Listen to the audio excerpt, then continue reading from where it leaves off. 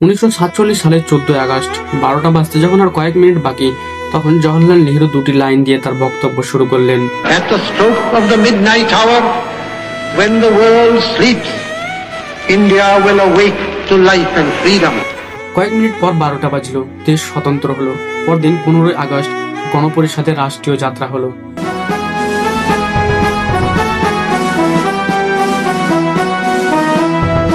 সকাল 10:30টায় গণপরিষদে জাতীয় পতাকা উত্তোলন হলো।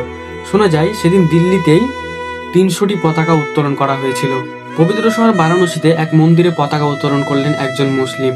স্বাধীনতার সময় আইন হয়, জাতীয় পতাকা তৈরি হবে একমাত্র খাদি দিয়ে, এবং অন্য উপাদানে তৈরি পতাকা যদি আকাশে উড়ে তাহলে জরিমানা সহ 3 বছরের কারাদণ্ড হবে। 1947 সালের 15 আগস্ট গান্ধীজি স্বাধীনতা উৎসবে যোগদান করেননি।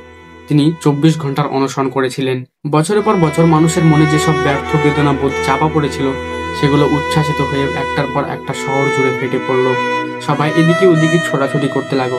একদিন আগেও যেসব দেওয়ালগুলিতে বিদেশি পতাকা টাঙানো ছিল, সেগুলো খুলে ভারতীয় জাতীয় পতাকা লাগানো হলো। বাড়িতে বাড়িতে, গাড়িতে গাড়িতে, এমনকি ছোট কোলের শিশুদের হাতে উঠছে অসংখ্য জাতীয় পতাকা।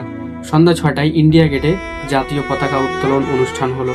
সেদিন একদিকে যেমন চলছিল দীপমালা, নৈশভোজ ও আতশবাজির উৎসব, তেমনি অন্যদিকে চলছিল ভারত ভাগ হিন্দু মুসলিম দাঙ্গা উৎসব। চারিদিকে মানুষ না খেতে পেয়ে মরে যাওয়া উৎসব। কলকাতায় যে 15 আগস্ট ঠান্ডা রইল, সেটা একটা স্বস্তির কারণ, খানিকটা আশ্চর্য বটে। কারণ স্বাধীনতা দিবসের ঠিক আগের কয়েক সপ্তাহ ধরেই কলকাতার অবস্থা খুব সঙ্গীন ছিল। পশ্চিম পাঞ্জাব নামক নতুন পাকিস্তান রাষ্ট্রটির জন্য এক নতুন রাজ্যপাল ইতিমধ্যে নিয়োগ করা হয়েছে। 15 তারিখ সন্ধেবেলায় তিনি তার পদগ্রহণ উপলক্ষে একটি পার্টি দেন। পরে সবার মুখে শোনা যায়, এমন জঘন্য পার্টি আর কেউ কোনোদিন দেননি। বিদ্যুৎ চলে যায়, না ছিল পাখা, না ছিল আলো। যেটুকু আলো আমরা পাচ্ছিলাম, সেটি আসছিল আধ মাইল দূরে দাও দাও করে চলতে থাকা লাহোর শহর থেকে। চারপাশ জুড়ে চলছে গুলি, একটা দুটো নয়, বরং একটানা গুলির লহড়া। কে যে কাকে গুলি করছে তা কেউ জানে না, এবং কেউ জানতেও চাইছে না। लोगों का हुजूम बंबई की सड़कों पर उतर आया है और तोड़फोड़, आगजनी और लूटपाट का कहर बरसा दिया है। दिल्ली में सांप्रदायिक दंगों को रोकने का एक ही तरीका था, पूरे शहर में कर्फ्यू लगा देना।